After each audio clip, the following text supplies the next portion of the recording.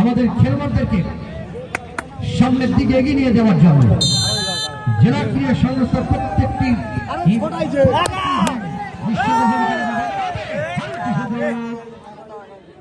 আপনারা জানেন বাংলাদেশ জাতীয় দলের তারকা সেই ফাস্ট বলার আমাদের বোধার সন্তান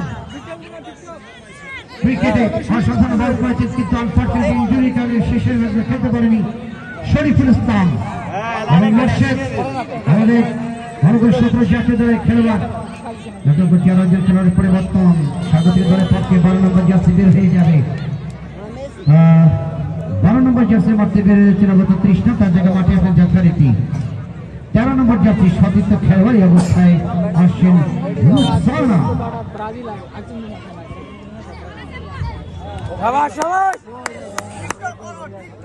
এই নম্বর জার্সি দলের পক্ষে রঞ্জনা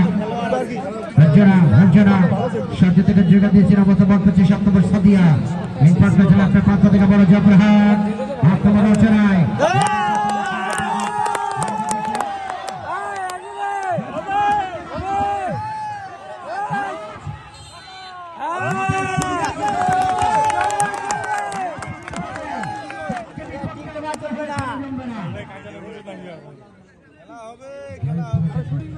খেলা হবে স্থানীয় দর্শক নীরব।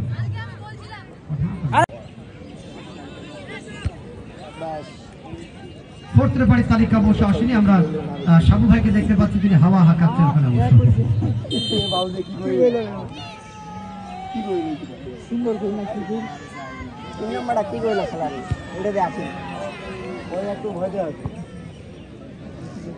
আগামী 6 তারিখ মেগা ফাইনালের সাক্ষী হতে চলেছে এই মাঠ। কি হতে চলেছে আগামী শনিবার? রাজশাহী নাকি গাইবান্ধা? একদিকে যমুনার স্রোত আর একদিকে পদ্মার স্রোত, দুই স্রোতের লড়াই হবে ফাইনালে। একদিকে লুলু ভাই, একদিকে জেড ভাই। ফাইনালে অনেক হিসাব কিতাব পরিকল্পিত দল নিয়ে আসছেন তারা এই মাঠে লড়াই করবার জন্য। লুলু ভাই কিন্তু বলেছে যে জেড অত্যন্ত শক্তিশালী দল, যারা ঠাকুরগার মতো দলকে হারিয়ে দিয়েছেন। জয়পুর দল আক্রমণ হচ্ছে না,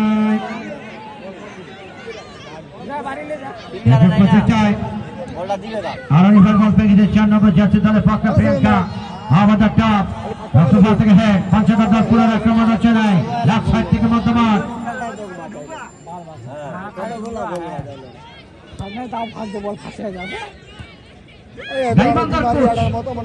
তিনি ভালো মতো অবজার্ভ করছেন যে SRFC যে দলটি মাঠে চ্যাম্পিয়ন হওয়ার কথা সেই দলটিকে হারিয়ে দিয়েছে 2-1 গোলে।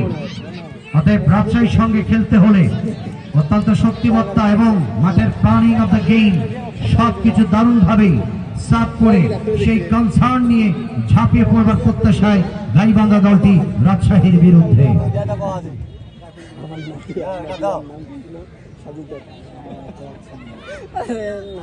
আমাদের ফোর্থ রেফারি রয়েছেন আজকে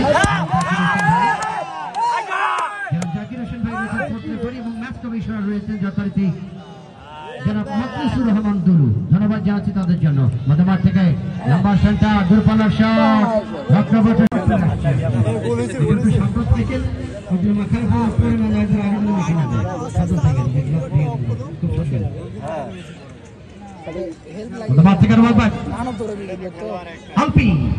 স্বাগতিক দলের পক্ষে একাধিক খেলোয়াড় তার বিরুদ্ধে মার্কিং।